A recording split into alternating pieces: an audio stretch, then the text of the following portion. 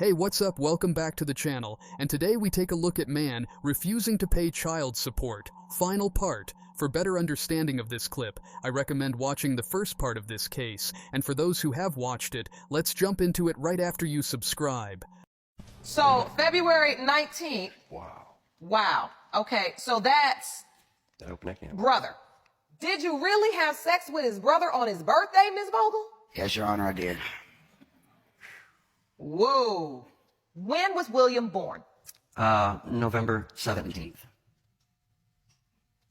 So that's William born. Well, Your Honor, what really made the difference is I was gone and I came home on the 27th of February when we were set to move down to Kentucky. We moved there on the 1st of March, and Donna was having her menstrual period, of which she did every time she had, well, which she did when she had my oldest son. The bottom line is you're saying you were not intimate with her. Not until about the 7th of March. Until about the 7th of March. When we got down to Kentucky. So that's husband and wife time. What was going on around February 19th? You were gone? I was gone, yes. Oh, yeah, he was gone. So the affair with the brother started when he was away? Yeah. Yes, ma'am.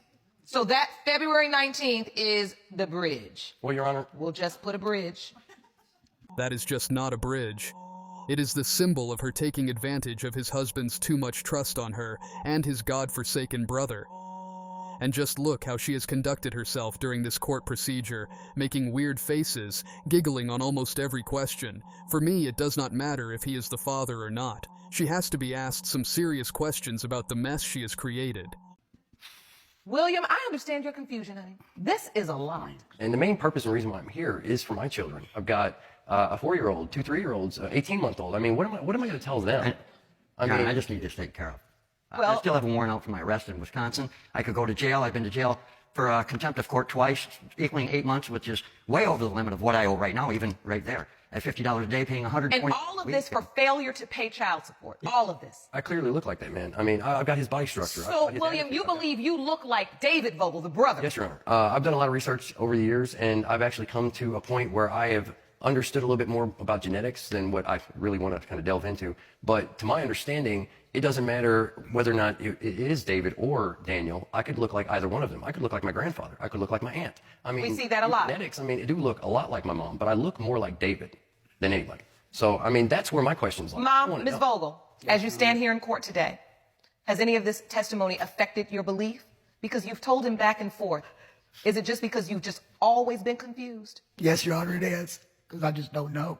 What is she crying about? She is the primary reason that her ex-husband and her son are standing in court against each other, and that her ex has even gone to jail because of non-payment of child support. She, if instead of crying, had made better choices in her life regarding who to sleep with and had simply divorced her husband, when their marriage was at a breaking point, would have saved everyone this awful confusion and mental trauma. Well, that's why we're here. Daniel, I thank you for that. That's okay. That's all forgiven, Donna. It's for your husband, you know that. Now, that's the kind of stuff I like to see under the bridge, Throne. That's what I want to see under the bridge. Thank you for that, Mr. Vogel. Because I don't think we can undervalue the power of just forgiveness. You know, it would have been easy, Ms. Vogel, to sit in this courtroom and sit in this seat, and how could you, and how this, and how that. But I read the facts, and most importantly, I can see the sincerity of your regret. Sincerity of regret. My foot in yesterday's clip, she was saying, it's all about the money and nothing more. This is the problem. This woman is the reason for almost destroying 2 lives, yet she is the one who is getting all the sympathy and love from everyone. I can see it too. The sincerity of it. Yes, she's very sincere about it. Because what she got to see, and I often talk about this to young women in this courtroom, when you seek counsel under the covers, when you run and jump into bed with somebody else, people believe the quickest way to get over somebody is to get under somebody else. And that just isn't true. And when it happens, you create situations you don't intend that have consequences that you would never intend. And she sees the way it has affected her son. And the confusion, I can see that. And hurting him and having him experience that level of doubt and not have a firm foundation to stand on or a secure thought, as he put it. That is enough to make you understand your consequences and how they've affected others. So with that said, thank goodness this courtroom exists, because we have the answers for you today. Yes, thank you. I'm ready for the results. These results were prepared by DNA Diagnostics, and they read as follows. This has been very emotional. Ms. Vogel, you have been very emotional. Is there anything you'd like to say to your son, William? I'm just sorry that it happened this way. I didn't know what else to do. William, when you see your mother expressing this kind of regret, you've been through a lot. Is there something you'd like to say to your mom? I'm going to love you either way it goes. You're my mom.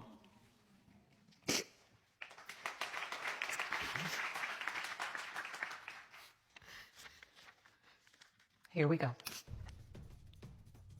In the case of Vogel versus Vogel, to determine whether Daniel Vogel or his brother David Vogel is the father of 31-year-old William Vogel, it has been determined by this court, Mr. Daniel Vogel, you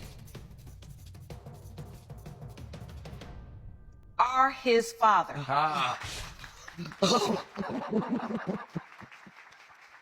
Thank you. Thank you so much. Finally.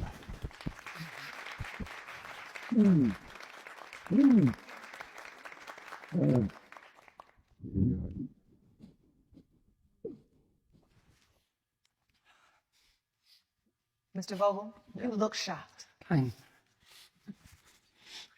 more than shocked. I saw it. I have paid all my life for somebody to know whether it was mine or not. Now, I know I needed to pay, so that's water under the bridge. I know that he is mine. I'm glad I paid for him. I'm happy that he's mine. So he was indeed the father of that guy. Good for both of them. But as I said in the start, the result does not matter, and does not change that this woman who cheated on his husband with the brother of her own husband should be spared or shown any bit of compassion. She should be held accountable for her mistakes, because her husband had to go through terrible circumstances because of her misdeeds. I get asked a lot, what was one of your biggest, failures in your own divorce that you wish other people would know?